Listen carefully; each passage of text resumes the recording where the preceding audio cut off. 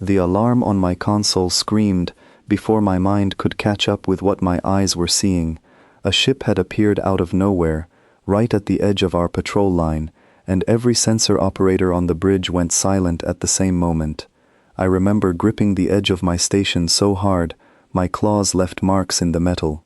We had rules for unregistered ships. We had drills for pirates, for smugglers, for rogue mining vessels that wandered too close to Coalition space. We did not have a drill for this.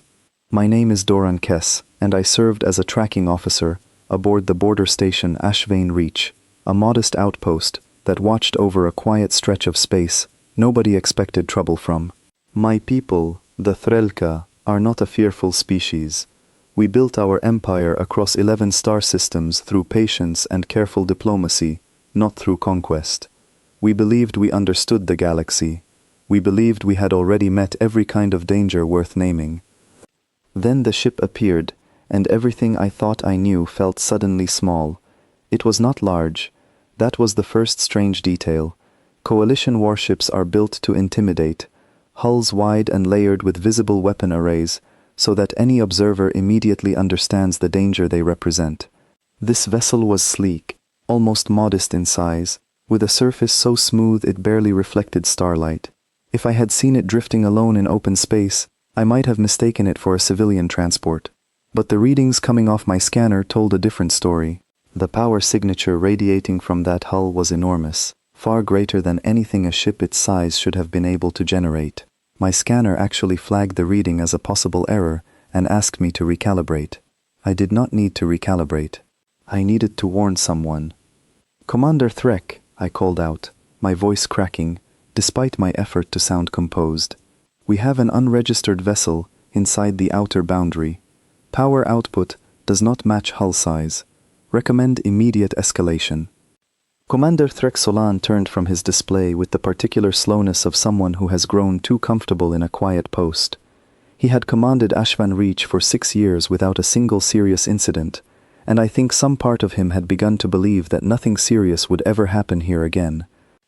"Another glitch in your sensors, Kess?" he asked, not unkindly, but with the weary patience of a superior who has heard too many false alarms. "I checked twice," I said. "The numbers do not change." He walked over and looked at my screen himself. I watched his expression shift, the mild irritation draining into something sharper. He had seen enough real threats in his younger years to recognize when a reading was not a mistake. "Identify the origin," he ordered. I ran the ship's signature through every database we had access to. Nothing matched. No registered flag, no known drive configuration, no signal pattern belonging to any of the 31 civilizations currently active within Coalition space. For a long moment, the bridge was silent, except for the low hum of the station's own systems. Then my console picked up a designation buried in an old intelligence file, a rumor passed along diplomatic channels years ago, and mostly dismissed as exaggeration. A species from a world so hostile that survival there should have been impossible. A world where the very ground fought against anything trying to live on it. Our analysts had given that world a name meant half as a warning and half as a joke, because nobody truly believed such a place could produce anything capable of reaching the stars. Deathworld. I had heard the word before in passing briefings, always followed by a dismissive laugh from whoever was speaking. Space is full of stories about impossible planets and impossible species, and most of them turn out to be nothing more than distorted rumors, passed from one system to the next, until the truth is unrecognizable. I had assumed this was one of those stories. Looking at the ship on my screen, I was no longer certain of anything. "Confirm species designation," Commander Threk said, his voice tighter now. I ran the check 3 times, because I did not trust the first result. Each time, the answer was the same: human. The name meant little to most people on the station. A handful of specialists in the intelligence division might have recognized it from old reports, brief mentions in files nobody bothered to read closely because the species in question had, as far as anyone knew, never left their home system in significant numbers. There had been a handful of encounters decades ago, minor and forgettable, nothing that suggested a species worth close attention, and yet here was a ship, alone, deep inside contested space, radiating more power than anything our shipyards had ever produced. "They should not be capable of this," Commander Threk muttered, almost to himself. I said nothing, because I had already begun to suspect that everything we assumed about capability might be wrong. The ship did not accelerate, it did not attempt evasive maneuvers or send any kind of aggressive signal. It simply continued forward on a steady, almost lazy trajectory, as if it had all the time in the galaxy and no reason to hurry. That calm, unhurried movement frightened me more than an aggressive approach would have. Aggression, at least, follows patterns I understood. This was something else. This was confidence so complete it did not need to prove itself. Commander Threk ordered the station to full alert. Lights along the corridors shifted to a deep amber, and I could hear the distant clatter of crew moving to their posts throughout the vessel. Weapon systems came online, though I doubted, even as the numbers scrolled across my display, that our armament would matter against whatever was approaching. "Hail them," Threk ordered. A communications officer attempted contact through every standard channel. Silence answered every attempt. Not the silence of a broken system or a damaged receiver, but something that felt deliberate, as if the ship simply had no interest in speaking to us yet. "Try again," Threk said. Same result. I watched the numbers on my scanner shift slightly as the ship adjusted its course by a fraction, aligning itself directly with our station's position. That small correction told me something important. Whoever piloted that vessel had already noticed us, had already calculated our position precisely, and had chosen this heading on purpose. We were not being ignored, we were being observed. "Sir," I said quietly, "I do not think this is a wandering vessel. I think they came here for a reason." Commander Threk did not answer immediately. He stared at the tactical display for a long moment, his mandibles clicking together in the nervous habit he only showed during genuine uncertainty. Then he straightened, drawing on whatever confidence remained from decades of command experience, and gave the order that would set everything in motion. "Prepare a warning shot across their bow, standard protocol for unidentified vessels. Let us see how they respond to a clear signal." I wanted to object. Some instinct deep inside me, one I could not fully explain even now, told me that firing on this ship was a mistake. But I was a tracking officer, not a commander, and my role was to relay information, not to challenge orders built from decades of established procedure. I transmitted the targeting data and watched as our defense cannon rotated toward the approaching vessel. The shot fired clean and true, a streak of energy crossing the black distance between us. For one breathless moment, I believed it might strike true and force the ship to respond in some predictable way, retreating or returning fire or attempting evasive movement, anything that would fit within the patterns I understood. Instead, the shot connected directly with the hull and simply dissolved against it, the energy scattering outward in a brief flare of light before fading entirely. The ship did not so much as adjust its heading. It continued forward, exactly as it had before, as though nothing at all had happened. A heavy silence settled across the bridge. I heard Commander Threk exhale slowly, and for the first time since I had known him, I saw genuine uncertainty cross his face. "Impossible," he said quietly. "The shielding did not even flicker," I said, checking my readings again to make certain I had not made an error. "There is no measurable damage, not even a minor fluctuation in their systems." "Fire again," Threk ordered, though his voice had lost some of its earlier certainty. We fired twice more, each shot striking the hull with identical results. The ship simply absorbed the impact and pressed forward, unbothered, as though our weapons were nothing more than dust settling against solid stone. I had never witnessed anything like it. Coalition weapons were tested against the strongest shielding technology available across every Allied system, and none of it had ever produced this kind of complete, effortless resistance. "They are not retaliating," I said, watching the tactical display closely.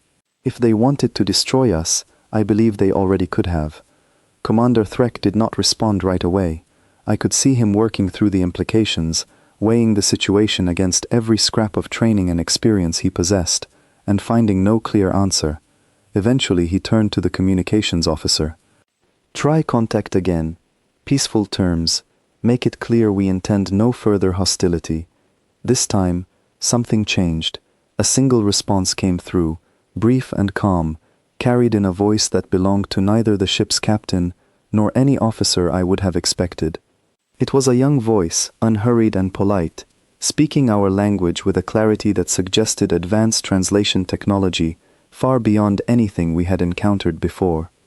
"We are not here to fight you," the voice said. "We are here to talk. Please stand down your weapons so we can begin." The bridge went utterly silent. I stared at my console, replaying the words in my mind, searching for any hidden threat buried beneath the calm tone, and finding none. It was simply a request, offered without anger, without demand, as though the ship's brief tolerance of our warning shots had cost it nothing at all. Commander Threk looked at me, and for the first time in 6 years of serving under him, I saw something close to fear in his eyes. Not the sharp fear of immediate danger, but the slower, heavier fear that comes from realizing your understanding of the world has just been proven incomplete. "Stand down weapons," he said quietly. "Prepare a landing bay." I did as ordered, my hands trembling slightly as I input the commands. Somewhere in the back of my mind, a thought had already taken root, one I could not shake no matter how I tried to reason it away. Whatever species had built that ship, whatever had allowed them to withstand our strongest weapons without so much as a scratch, was not something we had ever truly prepared for.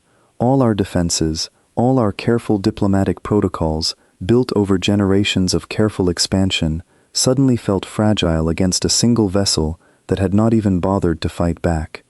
The ship slowed as it approached our station, matching our rotation with a precision that spoke of technology far beyond our own navigation systems. I watched on the display as a small shuttle detached from its underside, gliding smoothly toward the landing bay we had prepared. It was almost delicate in its movement, nothing like the heavy, mechanical docking procedures our own shuttles required. Commander Threk ordered a full security detail to the bay, along with 2 senior diplomats pulled hastily from their quarters. I was instructed to remain at my post, monitoring sensors, though I found myself watching the security feed from the landing bay more closely than my own console.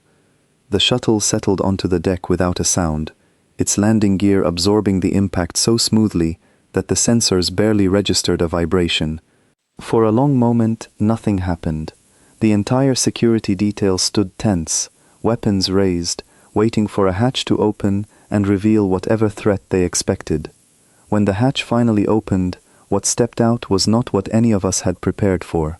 A single figure emerged, unarmed, wearing simple clothing that bore no obvious markings of military rank or ceremonial authority. She was young by the standards of her species, standing with the kind of calm posture that suggested either extraordinary confidence or a complete absence of fear. I could see, even through the grainy security feed, that she carried nothing threatening, no visible weapon, no escort, no announcement of force.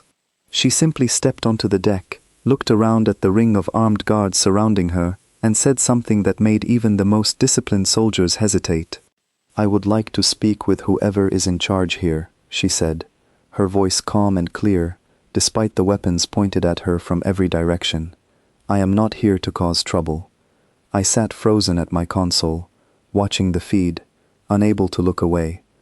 Every instinct I possessed told me this scene did not make sense. A species capable of building a ship that shrugged off our strongest weapons had sent a single unarmed individual, alone, into the middle of an armed station, and she stood there, as though she were simply attending a routine meeting, rather than walking into potential danger. Commander Threk arrived at the landing bay himself, flanked by 2 of our senior diplomats, his posture rigid with a mixture of caution and disbelief. I watched him approach the girl slowly, studying her the way one might study an unfamiliar and possibly dangerous creature. "You came alone," he said, more statement than question. "I did," she replied simply. "I did not think a crowd would help anything." Her calm unsettled me more than any show of aggression could have. I had expected, if this encounter ever happened, that a species capable of such overwhelming technological strength would arrive with pride, with displays of power meant to remind us of their dominance. Instead, she stood there with an almost gentle patience, waiting for someone to simply listen to her. Commander Threk cleared his throat, trying to regain some sense of authority in a situation that had already slipped far beyond his control. You will understand that your ship's arrival, and its resistance to our defensive fire, has caused significant concern. I understand, she said. I am sorry if it frightened anyone. We did not come here looking for a fight. We came because we wanted to introduce ourselves properly, before any misunderstanding could grow into something worse. I found myself leaning closer to the feed, hanging on every word. There was something in the way she spoke, something patient and deliberate, that made me feel as though she had rehearsed this exact moment many times, anticipating exactly how it would unfold. Your species is called human, Commander Threk said carefully. We have old records mentioning your kind, though very little of substance. May I ask your name? Ellie, she answered simply. Ellie Marsh. The name meant nothing to me at the time, though I would remember it for the rest of my life. I watched Commander Threk study her for a long moment, clearly searching for the right words, clearly aware that whatever he said next might shape the course of an encounter far larger than himself. Very well, Ellie Marsh, he said at last. Let us talk. As the group moved from the landing bay toward the station's main conference chamber, I remained at my post, staring at the empty security feed long after they had left the frame. Something about that quiet arrival, that calm, unarmed girl standing confidently before an entire station's worth of weapons, had settled into my mind like a splinter I could not remove. I did not yet understand what we had just welcomed aboard our station. I only knew, with a certainty I could not explain, that nothing about our understanding of the galaxy would remain the same after this day. Word of the encounter spread through Ashvan Reach faster than any official announcement could have managed. By the time Commander Threk and his small delegation reached the conference chamber, half the station's crew already knew that an unarmed human girl had walked calmly off a ship capable of ignoring our strongest weapons. I stayed at my console far longer than my shift required, unwilling to step away from whatever might happen next, and unable to shake the growing feeling that we had misjudged everything about the species now sitting inside our walls.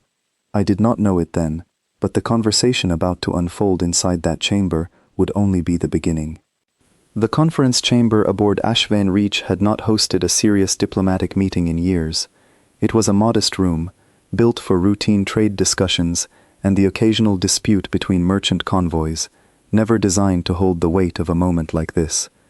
I was pulled from my post 20 minutes after the meeting began, ordered to monitor the room's internal sensors from a side station just outside the main doors, since Commander Threk wanted a full sensor log kept of everything that happened.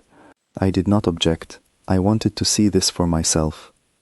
Through the narrow observation feed, I watched Ellie Marsh sit calmly at one end of a long table, her posture relaxed in a way that seemed almost out of place given the circumstances. Around her sat Commander Threk, 2 coalition diplomats, and a representative from the wider coalition council, who had been pulled in through an emergency transmission the moment word of the human ship reached higher authorities. His name was Ambassador Velen, a senior figure known across several systems for his sharp tongue and his deep distrust of anything unfamiliar.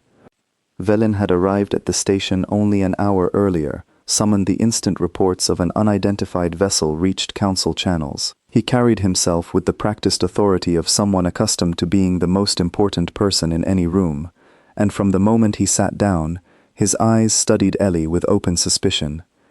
"You will forgive my directness," Velen said, his voice carrying the smooth, controlled tone of a career diplomat who had learned long ago how to sound polite while delivering an insult. It is unusual for a species to introduce itself by demonstrating that its vessel cannot be harmed by conventional weapons. Some might call that a threat rather than a greeting. Ellie did not flinch at the comment. She folded her hands on the table in front of her, unhurried, and answered with the same calm tone she had used since stepping off her shuttle. "We did not fire on your station. Your station fired on us. We simply did not feel the need to respond in kind. I understand how that might look concerning, but I promise you, if we intended harm, this conversation would not be happening." Velen's mandibles clicked together, a habit shared by many species across the coalition, when irritation flickered beneath a composed exterior. "A convenient answer. It is the truth," Ellie replied simply. I watched Commander Threk shift in his seat, clearly uncomfortable being caught between his own government's representative and the strange calm confidence radiating from the young woman across the table. He cleared his throat and attempted to steer the conversation toward safer ground. Perhaps we should begin with basic matters, Threk said. Your species, your government, your intentions in coalition space. We know very little about your kind beyond old reports most of us assumed were exaggerated. That seems fair, Ellie said. She spoke plainly, without the practiced formality that coalition diplomats often used to soften or obscure difficult truths. We are called human. Our homeworld is a planet most of your records probably describe as unsuitable for advanced life, if you have any records of it at all. We have only recently begun expanding beyond our home system, though our technology has developed faster than most civilizations expect. Faster is an understatement, Velon interjected coldly. Your vessel absorbed direct energy fire without measurable damage. That is not simply advanced. That is far beyond anything currently possessed by any member of the coalition, including species who have held stable interstellar governments for centuries longer than your kind appears to have existed. Ellie considered this for a moment before responding. I understand why that troubles you. If our positions were reversed, I imagine I would feel the same unease, but I would ask you to consider this. A species capable of what you just described, arriving with a single unarmed envoy instead of a fleet, might be trying to tell you something important about how they choose to use their strength. The room fell quiet. I watched through the feed as Velon's expression shifted, the calculating look of a diplomat weighing an unfamiliar variable against decades of experience that suddenly felt inadequate. He had clearly expected either overt hostility or overt submission, something that fit neatly into patterns he understood. Ellie's calm refusal to be provoked, paired with her equally calm refusal to explain away her ship's capabilities, left him with neither. Tell me about your homeworld, Threk said, attempting again to guide the conversation somewhere productive. Our old records use a particular designation for it. I am curious whether the term is accurate. Ellie's expression shifted slightly, something almost like a small, private amusement crossing her features. You mean the term Deathworld? The word landed heavily in the room. I saw Velon's posture stiffen at the confirmation, and even through the grainy feed, I noticed the two coalition diplomats exchange a brief, uneasy glance.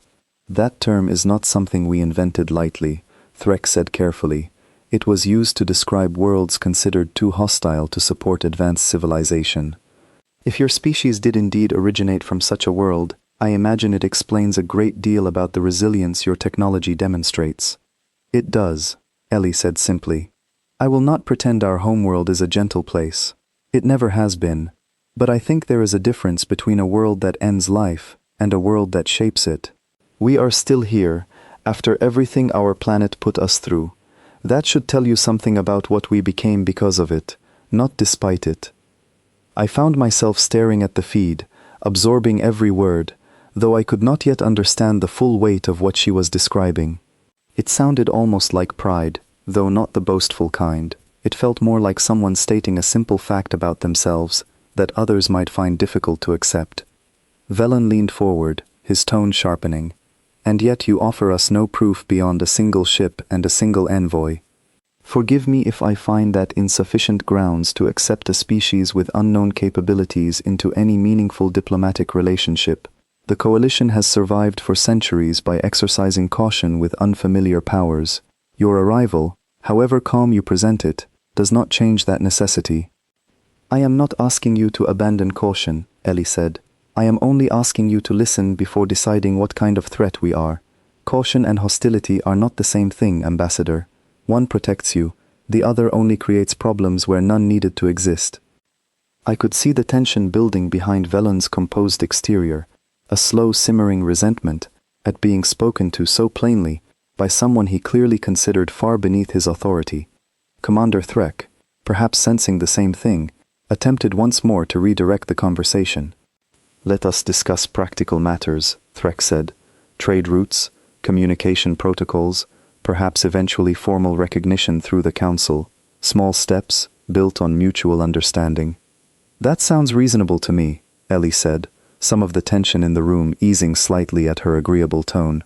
"We are not looking to disrupt anything you have built here. We simply want a place at the table, so to speak, a chance to be known accurately, rather than through old rumors and exaggerated fears." For a moment, it seemed as though the conversation might settle into something productive. Threk began outlining possible frameworks for future contact, careful diplomatic language meant to buy time, while the wider Coalition Council debated how to handle this sudden and unprecedented development. Ellie listened patiently, occasionally offering brief, measured responses that neither overpromised nor closed any doors. But Velon had not finished. I could see it in the way he watched her, the way his fingers tapped lightly against the table's surface, a habit I recognized from years of observing coalition officials during tense negotiations. He was a man accustomed to holding leverage in every conversation, and something about Ellie's calm refusal to be intimidated clearly gnawed at him. "There is an old custom," Velon said suddenly, cutting across Threk's careful diplomatic phrasing, observed across several founding coalition worlds. When an envoy arrives without the backing of a recognized government body, without formal treaties or established credentials, that envoy is considered to be acting outside the protection of interstellar law. It exists to discourage individuals from making false claims on behalf of powers that do not actually support them. I felt something cold settle in my chest as I listened. I did not yet fully understand where Velon intended to take this, but the shift in his tone told me enough. This was no longer simple diplomatic caution. This was a test, deliberately designed to provoke a reaction. Commander Threk's expression grew visibly uneasy. "Ambassador, I do not believe now is the appropriate moment to invoke such customs." "On the contrary," Velon said smoothly, his eyes never leaving Ellie, "I believe this is precisely the moment. If this young woman truly represents a power as vast as her ship suggests, then surely such an old custom holds no real weight against her. And if she does not, then perhaps it is time we learned the true limits of what we are dealing with." Ellie did not react the way I expected. There was no anger in her expression, no fear, not even the mild offense one might expect from someone facing such a thinly veiled threat. She simply tilted her head slightly, studying Velon with an expression I can only describe as quiet curiosity, as though he had said something puzzling rather than threatening. "You are welcome to test whatever custom you believe applies here, Ambassador," she said calmly, "but I would think carefully about what you are actually asking for before you proceed."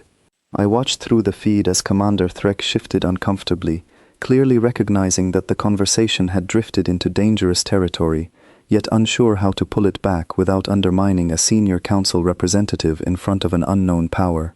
The two coalition diplomats sat frozen, their attention split between Velon's rigid posture and Ellie's unnervingly calm demeanor. Velon rose slowly from his seat, and I felt every instinct in my body tighten with dread. Something about the deliberate slowness of his movement told me he had already decided how this moment would unfold, regardless of anything Ellie or Threk might say to stop him. "I do not believe I am asking for anything unreasonable," Velon said, his voice carrying an edge that had not been present before. "Only a demonstration. A simple confirmation of whether your calm confidence is backed by anything real, or whether it is merely a performance meant to secure concessions your species has not yet earned." I realized, watching the scene unfold, that I was witnessing the exact moment where diplomacy began sliding toward something far more dangerous. And somewhere deep inside me, beneath the fear and uncertainty gripping the entire station, a quiet voice warned me that whatever Velon believed he was about to prove, he had badly misjudged the nature of the person sitting across from him.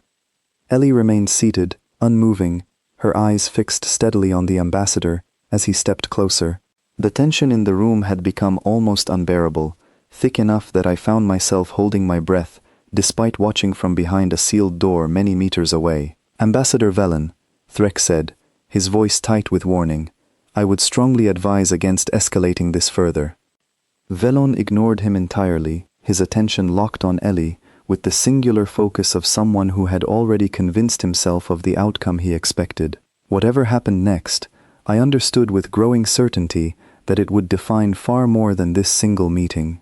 It would define how an entire galaxy came to understand the true nature of the species that had just arrived among us. Ambassador Velen turned toward the door of the conference chamber and signaled 2 security officers who had been waiting quietly outside. I recognized them both from routine station duty, neither particularly senior, but both trained to follow orders from a ranking council official without hesitation. They stepped into the room slowly, clearly uncertain about what was being asked of them, their eyes flicking between Velen and the calm young woman seated at the table. "Restrain her," Velen said simply, as though giving an order no more significant than requesting a beverage. Nothing severe, simply enough to demonstrate whether this so-called confidence extends beyond words. I felt my breath catch as I watched the scene unfold through the feed. Commander Threk rose immediately from his seat, his voice sharp with alarm. "Ambassador, this is far beyond appropriate. I will not permit this station to become the site of an incident that could unravel any chance of peaceful relations." "You will permit what the Council authorizes," Velen replied coldly, not bothering to look at Threk. "My authority here supersedes yours in matters concerning first contact protocol, and I am well within procedure invoking a long-standing custom regarding unverified envoys." I could see the 2 security officers hesitate, clearly uncomfortable with the order despite their training. One of them, a younger officer whose name I did not know, glanced toward Ellie with an expression that looked almost apologetic. Ellie remained seated, her hands still folded calmly on the table, watching the approaching officers with an expression that held no fear, only a quiet, patient attentiveness. It was the same look I imagine a teacher might give a student about to make a mistake they could still avoid if only they paused long enough to think.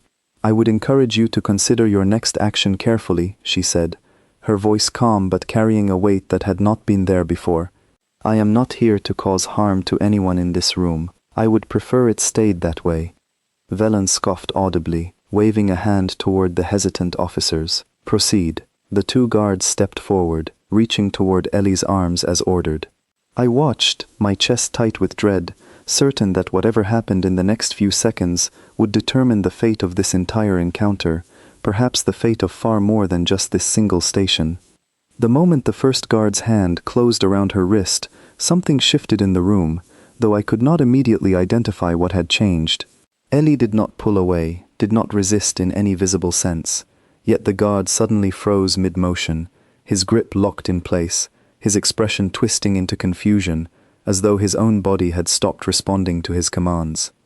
The second guard, reaching for her other arm, experienced the same strange hesitation, his hand hovering inches from her sleeve, unable to close the remaining distance, no matter how his face strained with visible effort. "What is this?" Velen demanded, his earlier confidence cracking as he stared at his frozen officers. Ellie looked at him calmly, her expression unreadable. "I told you I preferred to avoid this. I am still telling you that." Commander Threk stared between the frozen guards and the calm young woman at the center of it all, his expression shifting from confusion to something closer to genuine alarm. "Release her," he ordered the guards, though it was clear from their strained faces that the command was unnecessary. Neither of them had moved forward, nor had they managed to step back. I sat frozen at my own console, watching the sensor readings spike in ways I could not explain. Whatever was happening inside that room, it did not match any energy signature I recognized. There was no visible weapon, no obvious device, nothing that should have caused 2 trained security officers to become physically unable to complete a simple action. Velen's composure, so carefully maintained throughout the meeting, finally cracked entirely. "Explain yourself," he demanded, his voice rising with a mixture of anger and something that sounded uncomfortably close to fear. "What have you done to my officers?" "Nothing that will not undo itself the moment they choose to stop," Ellie said simply. "I am not holding them, they are holding themselves. Fear does that sometimes, even when we do not want to admit it." I did not fully understand what she meant in that moment, though the words would return to me many times in the days that followed. Velen, clearly unwilling to accept an explanation he could not immediately verify, turned toward Commander Threk with barely restrained fury. "This is exactly the demonstration I was concerned about," Velen said. "An unknown ability, deployed without warning, against coalition personnel, acting under legitimate authority. Your officers were ordered to restrain an unarmed guest who had done nothing to warrant such treatment. Threk snapped back, his patience clearly worn thin. If anyone bears responsibility for this incident, Ambassador, it is you. The argument between the two coalition officials continued, rising in volume, though I found myself unable to focus on their words. My attention remained locked on Ellie, who sat quietly through the entire exchange, watching the frozen guards with something that looked almost like sympathy rather than triumph. After a long, tense moment, both guards seemed to regain full control of their movements at once, stumbling back from Ellie with visible relief, their faces pale with a fear neither seemed willing to name aloud.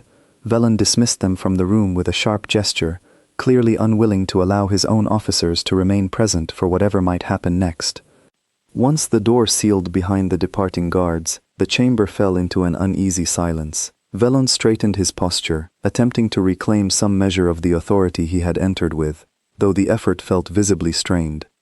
You have demonstrated an ability my council will need to understand fully before any further discussions proceed, he said, his voice tighter than before.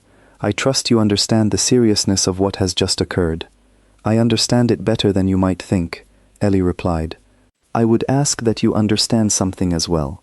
Every action I took in this room was a choice to avoid harm, not to cause it. I could have responded very differently to what you attempted. I did not. I would ask you to consider why that might be, rather than simply focusing on what frightened you. Commander Threk, still visibly shaken, sat back down slowly, running a hand across his face, in a gesture of exhaustion I rarely saw from him.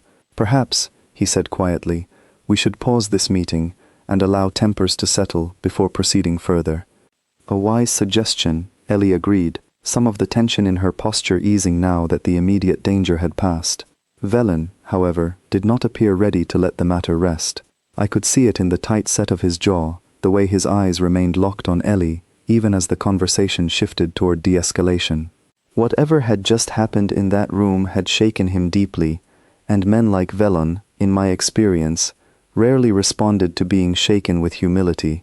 More often, they responded by pushing harder, determined to prove that whatever frightened them could still be controlled through sufficient force or authority. I did not know it then, but Velen's next move would push this entire encounter past the point of careful diplomacy entirely, into something far more dangerous, and far more revealing about exactly what kind of power had chosen to walk quietly aboard our station. The meeting resumed after a brief pause, though the atmosphere inside the chamber had changed entirely. Where before there had been cautious curiosity, mixed with diplomatic formality, now there was something rawer, more exposed.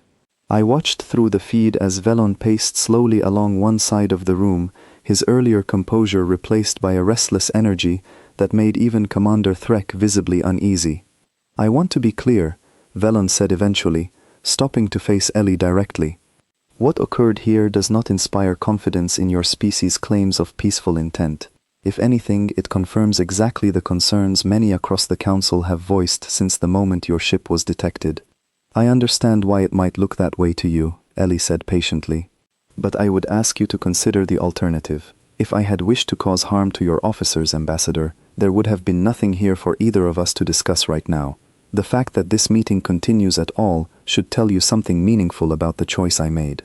Velen's jaw tightened, though he said nothing immediately in response. I could see the calculation behind his eyes, the slow, uncomfortable realization that every attempt to assert dominance in this room had only revealed the opposite. Whatever confidence he had walked in with had eroded steadily, replaced by something far more difficult for a man like him to accept. I remained at my post long after the meeting resumed its careful, guarded rhythm, unable to shake the feeling that we had only glimpsed the smallest fraction of what this young woman was truly capable of. Whatever calm restraint she had shown so far, I suspected it existed by choice rather than necessity, and that unsettled me more than any display of open aggression ever could have. News of what had happened inside the conference chamber spread through the station within the hour, carried in hushed whispers between crew members who could not quite believe the reports reaching them. I heard 3 different versions of the story before my shift ended, each one slightly more exaggerated than the last. though none of them strayed far from the truth I had witnessed firsthand. 2 trained security officers had frozen in place, unable to complete a simple order, facing nothing more than a calm young woman who had not moved from her seat. Commander Threk called for a short recess, hoping the pause might allow tempers on both sides to settle before further discussions continued. I was reassigned briefly to monitor communications traffic between Ashvan Reach and the wider Coalition Council, and it was during this reassignment that I began to understand just how quickly this single encounter was rippling outward across our entire government structure. Council channels, normally filled with routine trade disputes and minor territorial disagreements, had erupted into frantic activity. Representatives from a dozen member worlds demanded immediate updates on the situation, some insisting on direct communication with the human envoy herself, others calling for the station to be placed under emergency lockdown until higher authorities could take control of the encounter. I found myself relaying message after message, each one carrying a slightly different flavor of the same underlying fear. Ambassador Velon, meanwhile, had retreated to a private channel with several senior council members, and though I was not permitted access to the full content of that conversation, fragments of it reached me through official logs I was required to process. What I gathered troubled me deeply. Velon was requesting authorization for what he termed a more decisive demonstration, one intended to establish clear boundaries regarding what the Coalition would and would not tolerate from this newly arrived species. I did not know exactly what he meant by decisive demonstration until the meeting resumed nearly 2 hours later, and I was once again assigned to monitor the chamber's sensor feed. When the doors opened this time, Velon entered flanked not by 2 uncertain security officers, but by a full tactical unit, 4 heavily armed soldiers positioned at precise intervals around the room's perimeter. Commander Threk's expression, visible even through the grainy feed, shifted immediately to alarm. "Ambassador, this is entirely unnecessary," Threk said, rising from his seat. "We agreed to resume this meeting under peaceful terms."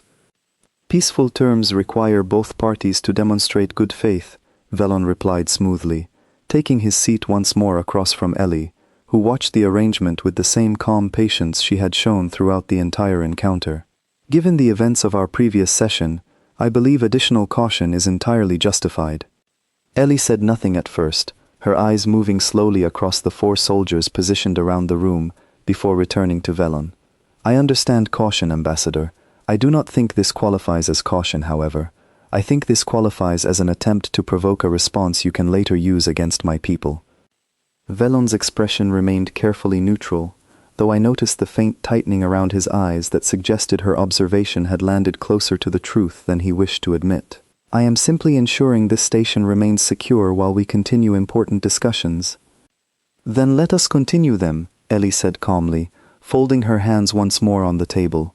The conversation resumed, though the atmosphere in the room felt entirely different now, heavier, charged with a tension that had nothing to do with words being exchanged. I watched the 4 soldiers standing rigid at their posts, weapons held ready, their attention fixed entirely on the young woman seated calmly at the center of the room. She, in turn, seemed almost unbothered by their presence, engaging with Velon's questions about trade agreements and territorial boundaries with the same patient thoroughness she had shown from the very beginning. For nearly 30 minutes, the discussion proceeded without incident, and I began to hope, foolishly perhaps, that the earlier tension might finally settle into something productive. Then Velon shifted the conversation once more, his tone carrying a deliberate edge that told me he had been building toward this moment the entire time. "There is one matter I feel compelled to raise," Velon said, folding his hands in a mirror of Ellie's own posture, though his expression carried none of her calm. "Your species claims peaceful intent, and yet you arrived in a vessel capable of ignoring our strongest defensive weapons entirely. I find myself wondering what exactly prevents you, or any member of your species, from simply taking whatever you want from worlds far less capable of resisting you." "Nothing prevents us except our own choice not to," Ellie said simply. "A choice that could change at any moment," Velon pressed. "A choice that offers no true guarantee to anyone listening to this conversation." "The same could be said of any powerful civilization, Ambassador," Ellie replied evenly. Your own coalition possesses fleets capable of great destruction.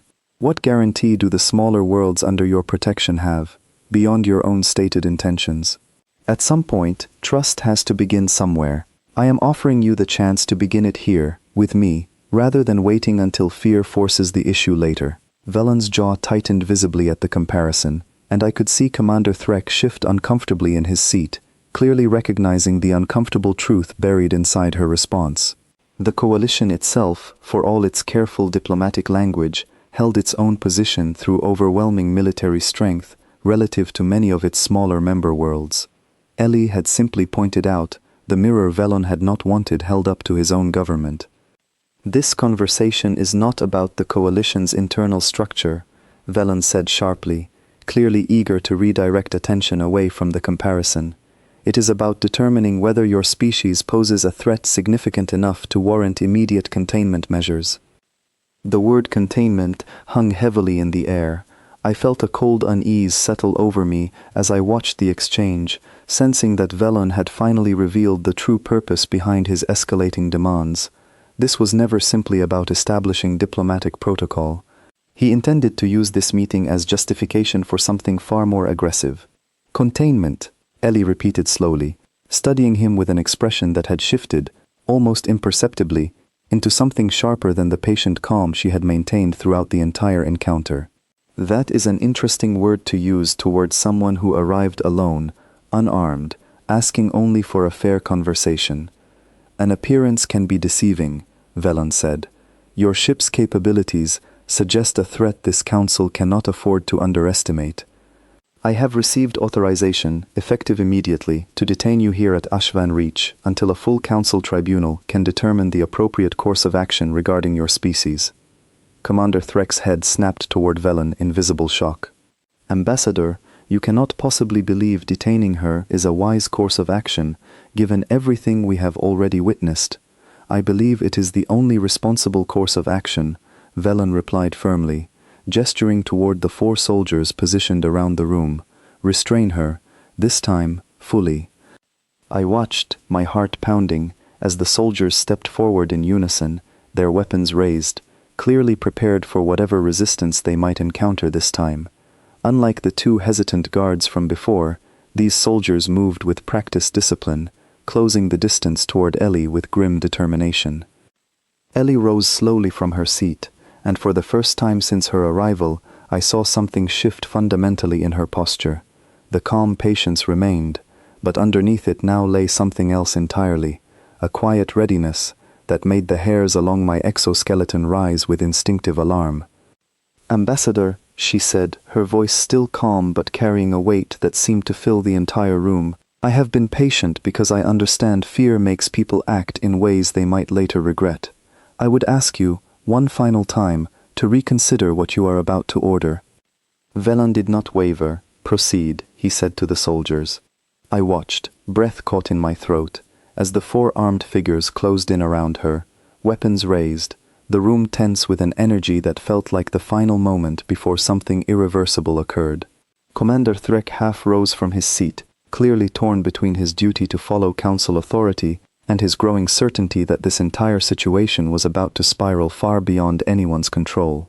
And in that suspended, breathless instant, I saw Ellie Marsh lift her hand. It was such a small motion, a single hand, raised no higher than her shoulder, fingers loose and open, as though she were simply asking for silence rather than commanding an entire room to stop. And yet the moment her hand lifted, everything in that chamber changed at once.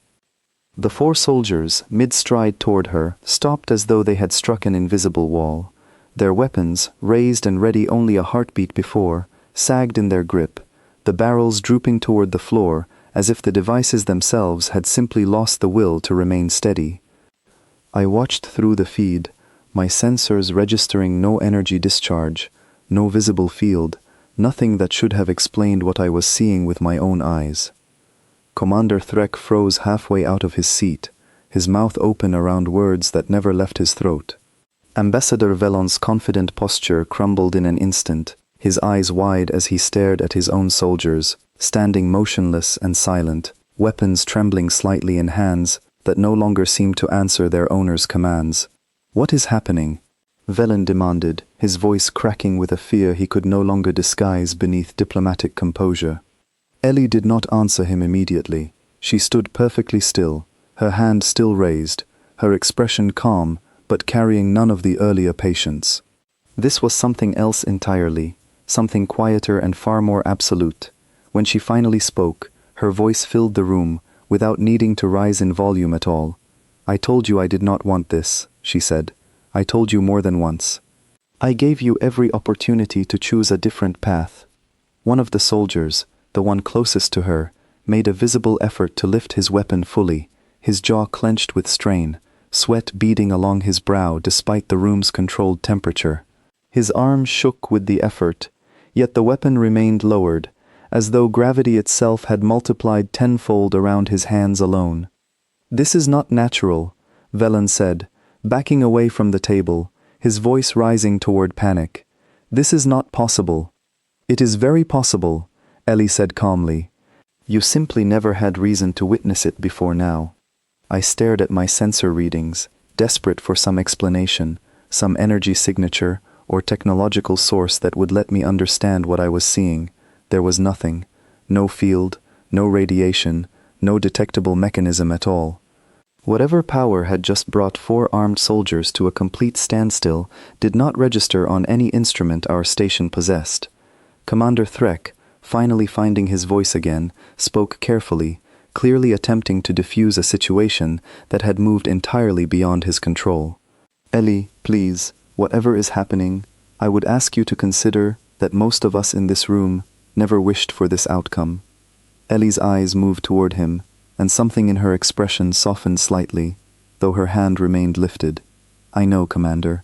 I have watched you try to slow this down since the moment I arrived. This is not directed at you." She turned her attention back to Velen, who stood frozen near the far wall, his earlier bravado entirely stripped away, replaced by something rawer and far more honest. "This is directed at the choice your ambassador made, twice now, to answer patience with force. Release my soldiers," Velen said, his voice tight with barely controlled fear. "Whatever you are doing to them, stop it immediately." "I am not doing anything to them," Ellie said simply. "Look closely, Ambassador. Their weapons are not being held down by me. They are simply choosing, somewhere deep inside themselves, not to complete an action they already suspect is wrong. I have only made that hesitation impossible to ignore." I did not fully understand her words in that moment, though I would spend many long nights afterward turning them over in my mind, searching for their true meaning. Whatever she had done, it did not feel like force in the way I understood force. It felt like something closer to a mirror being held up, forcing every person in that room to confront a truth they had been avoiding. The soldiers, one by one, lowered their weapons fully, stepping back from Ellie with expressions of visible relief, as though released from a weight far heavier than the equipment they carried. None of them appeared harmed, none of them showed any sign of pain or injury. If anything, they looked almost grateful, as though something uncomfortable had finally been lifted from their shoulders. Ellie lowered her hand slowly, and the strange, suffocating pressure that had filled the room seemed to lift along with it. Commander Threk exhaled a long, shaking breath, sinking back into his seat, as though his legs could no longer support him standing. "I would like to make something clear," Ellie said quietly, addressing the entire room now, rather than Velen alone. "What you witnessed here was not an attack. If I had wished to harm anyone in this chamber, none of you would still be standing here to discuss it. What I did was far simpler than that. I gave every person forced to act against their own conscience the chance to listen to that conscience instead." Velen stared at her, his composure entirely gone, replaced by something closer to genuine terror. "What are you?" he asked, his voice barely above a whisper. Ellie looked at him steadily, and when she answered, her voice carried no anger, no triumph, only a quiet, exhausted honesty that struck me more deeply than any display of power could have. "I am someone who came here hoping for a conversation, Ambassador. I am someone who was raised on a world that taught me, from the moment I was old enough to understand anything at all, that strength without restraint destroys everything it touches. I did not want to demonstrate that restraint today. You gave me no other choice." the chamber fell into a silence unlike anything I had witnessed during my entire career aboard Ashvane Reach. Commander Threk sat motionless, staring at the young woman across the table with an expression that mixed fear and something close to awe. The 4 soldiers remained near the walls, subdued and visibly shaken, their earlier discipline replaced by a quiet uncertainty none of them seemed willing to voice aloud. Ambassador Velen, for the first time since arriving at the station, said nothing at all. He simply stood there, staring at Ellie, as though searching for words that no longer existed within his vocabulary.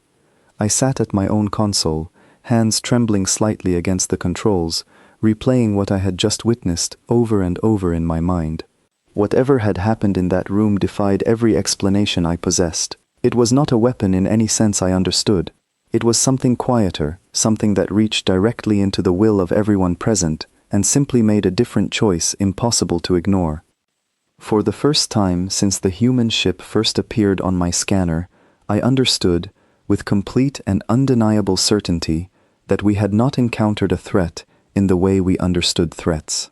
We had encountered something far more complicated, something that carried immense power wrapped inside deliberate, patient restraint, and somewhere deep inside myself, beneath the fear still coursing through my body, I felt a quiet, unsettling realization take root. We had spent so much energy preparing for an enemy that might one day attack us directly, that we had never once prepared for the possibility of an ally whose patience alone could reshape an entire room without a single act of violence. I did not yet know which possibility frightened me more. The meeting did not resume immediately after what happened in that chamber. Commander Threk called for a longer recess, one that stretched into hours rather than minutes, giving everyone involved time to process an event none of us fully understood. I remained at my station throughout, unable to focus on routine duties, my mind circling back again and again to the image of 4 armed soldiers, frozen in place by nothing more than a raised hand and a few quiet words. When the meeting eventually resumed, the atmosphere inside the chamber had changed entirely.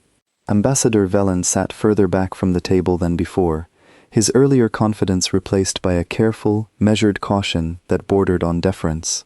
The 4 soldiers had been dismissed entirely, and Commander Threk had made it clear, through a private message I was permitted to relay, that no further attempts at physical intervention would be authorized during this or any future discussion.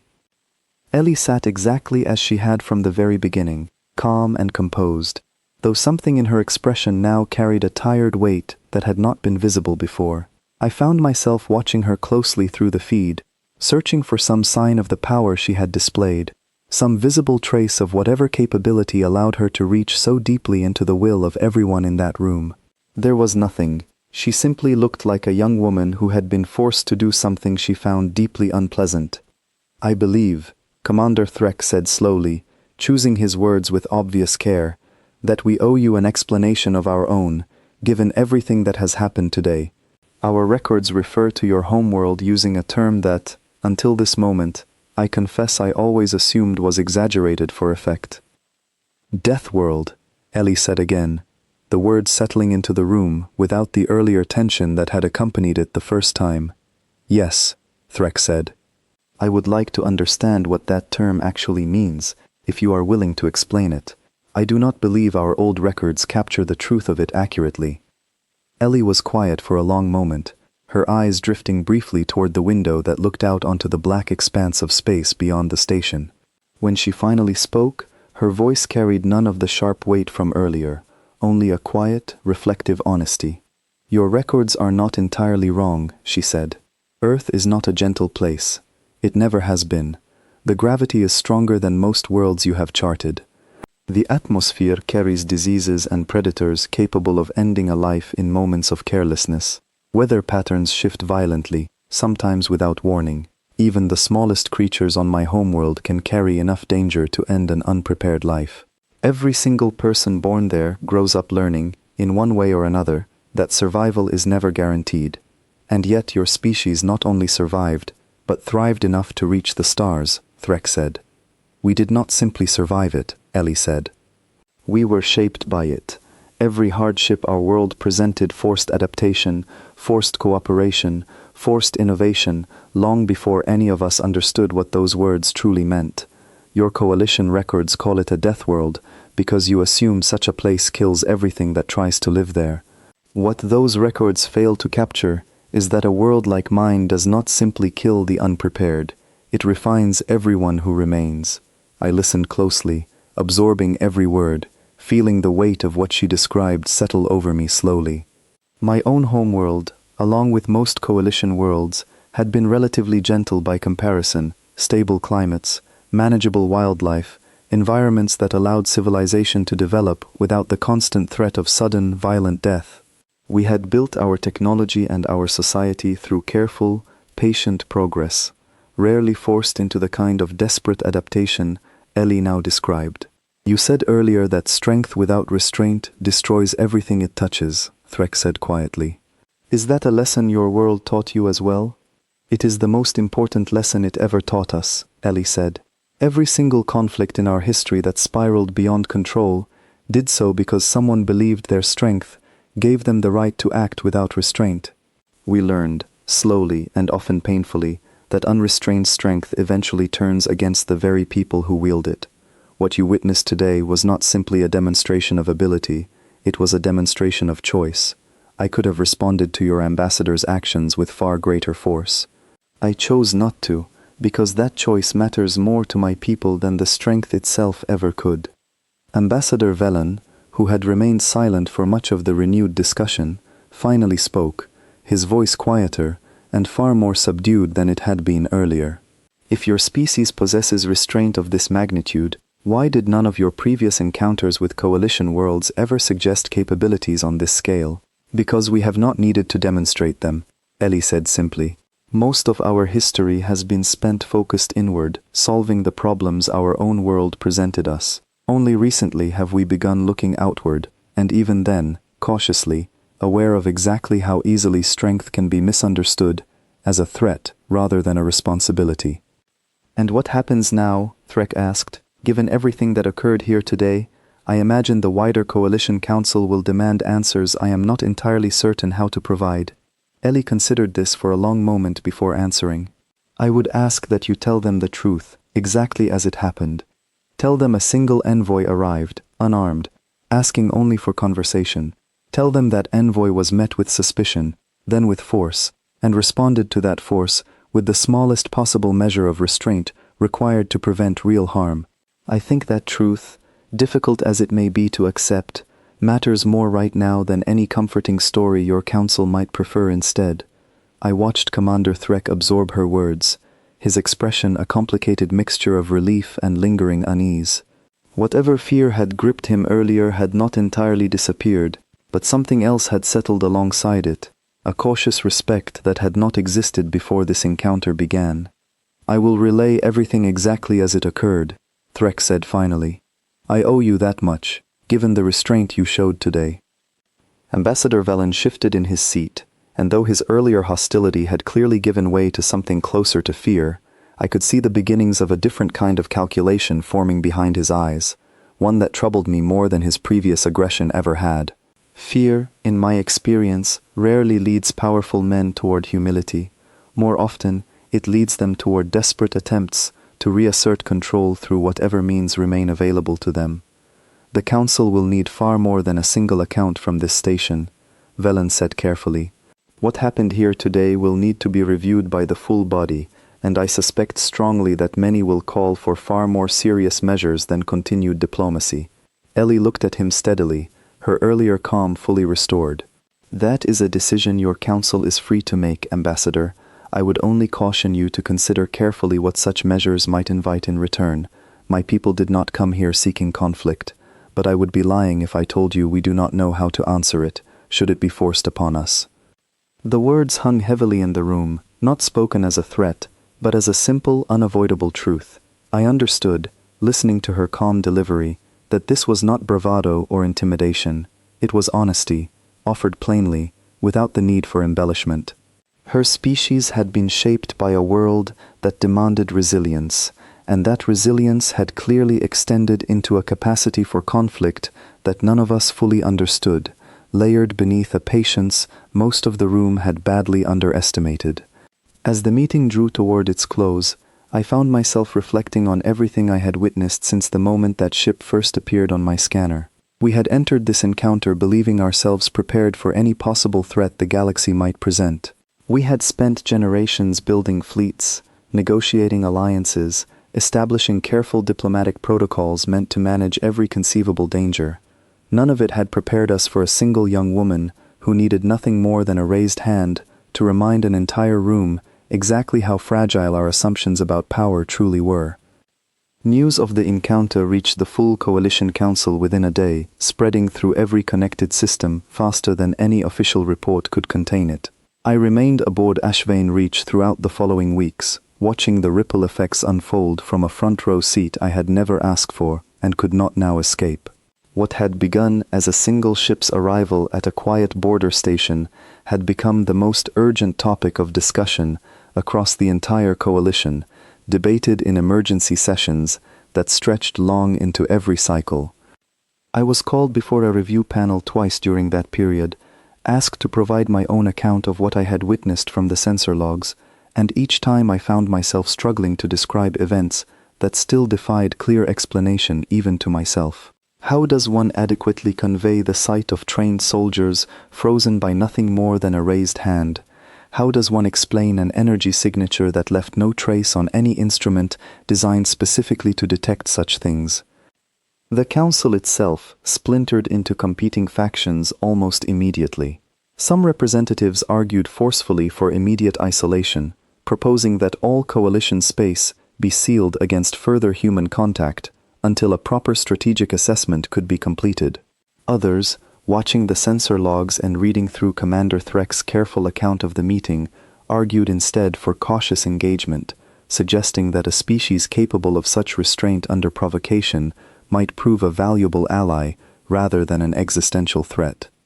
Ambassador Velen, to my surprise, did not push for the aggressive containment measures many expected from him. Whatever had happened in that chamber seemed to have left a mark on him that no amount of political maneuvering could fully erase. In his official report to the Council, buried among careful diplomatic language, I noticed a line that stayed with me long after I read it. He wrote that whatever power the human species possessed, it appeared to be governed by a discipline far exceeding anything he had encountered among coalition worlds, and that this discipline, more than the raw capability itself, deserved the Council's most serious consideration. I do not know whether his words came from genuine reflection or simple political survival, given how thoroughly his earlier actions had been exposed as reckless. Perhaps it did not matter. The outcome remained the same either way. Formal contact with the human government was authorized within the month, conducted with a level of caution the coalition had never extended toward any newly discovered species before. Ellie Marsh departed HFY Reach 3 days after the incident, her ship slipping away from our station with the same quiet, unhurried grace it had arrived with. Before she left, she requested a brief meeting with Commander Threck, and I was permitted, at his request, to remain present as a witness, given my role monitoring the entire encounter from its very first moment. "I want to thank you," she said to him, standing near the same landing bay where she had first stepped aboard our station. "You tried to slow things down more than once, even when it would have been easier not to." "I only did what I believed was right," Threck said. "Though I confess, I am still uncertain exactly what we witnessed here. I do not think I will fully understand it for a long time, if ever." "You do not need to fully understand it," Ellie said gently. "You only need to remember what it represented. Strength alone should never be the thing that decides how a conversation ends. Choice matters far more than capability ever could." I found myself stepping forward, unable to stop the question that had been building inside me since the moment I first saw her raise her hand. "What would have happened," I asked, my voice quieter than I intended, "if you had not chosen restraint?" Ellie turned to look at me, and for a moment I saw something pass behind her eyes, not cruelty, not pride, only a quiet, heavy honesty that I suspect she carried with her always. "I hope you never have to find out," she said. "I hope none of you ever have to find out." She boarded her shuttle without further ceremony, and within the hour her ship departed Ashvane Reach, exactly as it had arrived, calm and unhurried, radiating power that no longer felt quite as mysterious as it once had, though it felt no less significant. I stood at my station long after the ship vanished from our scanners, turning her final words over in my mind again and again.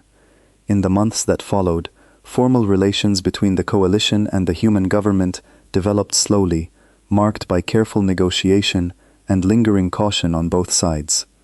I was eventually reassigned away from Ashvane Reach, transferred to a research division tasked with studying everything we could learn about human capability, though I suspect, even now, we have only scratched the surface of what that single encounter revealed. I still think about that day often, more than I ever expected to. I think about the ship that absorbed our strongest weapons without so much as a flicker of damage. I think about the calm, unarmed girl who walked into a room full of armed guards without a trace of fear. I think about the moment 4 trained soldiers froze in place, not because of any weapon, but because something deep inside them recognized a truth they could no longer ignore. Most of all, I think about her final words to me, and the quiet warning buried inside them.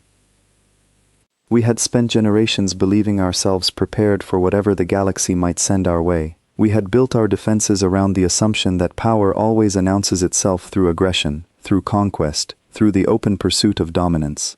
We had never once considered what it would mean to encounter a power defined instead by patience, by restraint, by the quiet, deliberate choice to hold back everything it was capable of unleashing. That, I have come to believe, is the true nightmare hidden inside every old story about Deathworlds and the species they produce. It was never about what such a species could do to us. It was always about what they chose not to do, and how long that choice might last before the galaxy gave them a reason to change their mind.